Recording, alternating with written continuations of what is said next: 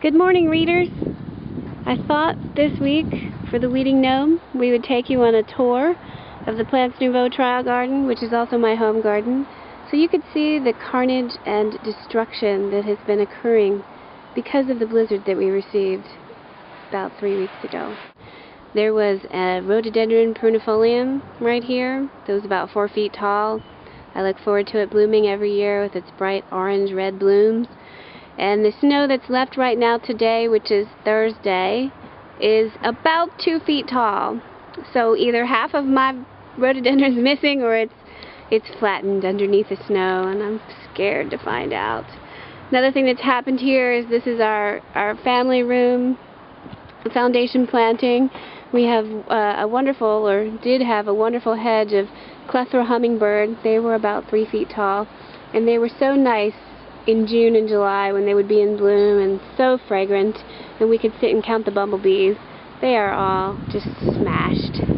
You can see here that it looks like a bunch of spaghetti branches laying on the ground. Totally and utterly smashed. We'll have to cut those back completely and start all over again.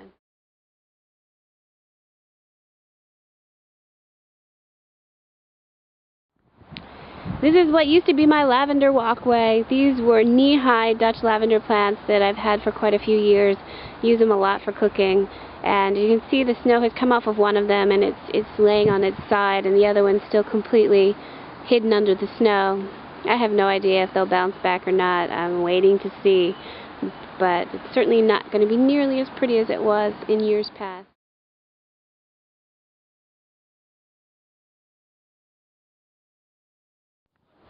Right here you can see my Spirea ogon, or mellow yellow it's sometimes called. It's starting to bloom. It's February 25th, and it was really beaten up by the storm. We lost half of it. It's going to look a lot different this year. It was about 5 feet tall, but you can see that the main trunk is split in two from the weight of the snow. This one actually bounced back a lot better than I thought it would just in the past day, but it's still very misshapen, and this was one of the anchors of this border, so it's very sad for me.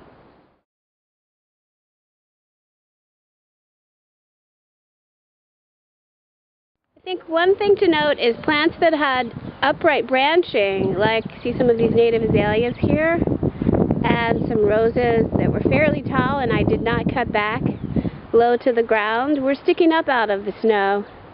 And they didn't get damaged, so that's interesting. It seems that anything that had a branch anywhere near the ground was completely crushed, and not by the snow itself, but the weight of the melting snow.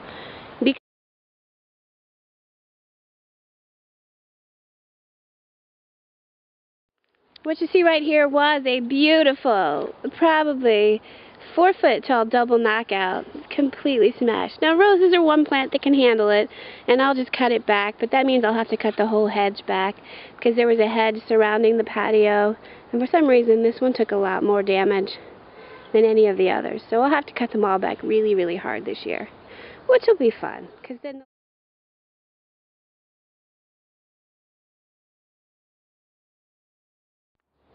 here's another what I'm calling a lavender tutu.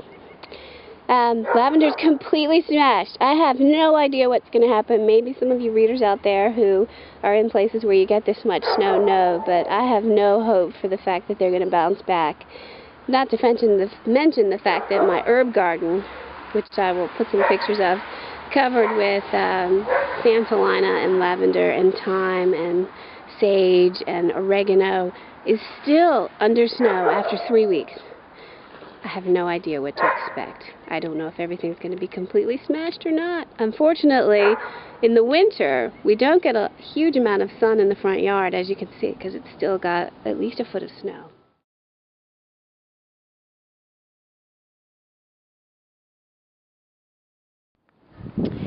This is a wonderful shot of my favorite yucca, Margaritaville, trying to come up out of the snow. You can see it's all pushing down. All of the leaves are bent down. This plant was about 2.5 to 3 feet tall, and it was glorious. I had 2 of them here, so underneath here, there's another one somewhere, still buried. I hope I don't have to cut these back. I'm praying that they just bounce right back up. But we'll see what happens. Every day it goes down about an inch.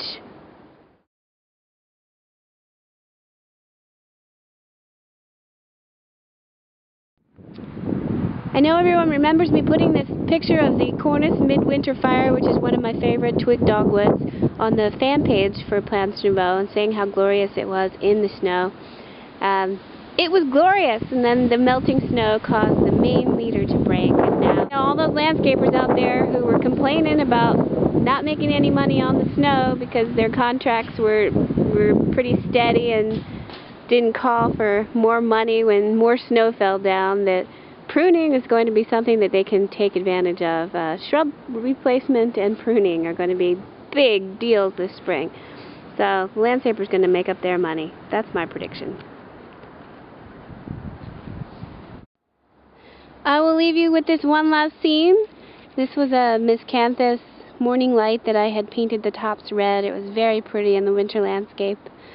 But the snow knocked it over, as was expected, with grasses, and it looks like a little tussock behind the gnome who's got his little snow blankie still covering him up. And this is 3 weeks after the blizzard. We still have quite a bit of snow, as you can see, looking at the front yard. But we're hoping for better days. Spring's right around the corner, and I'm starting to see some of the bulbs pop up in the places where the snow has melted. So here's wishing for a great spring and happy times ahead.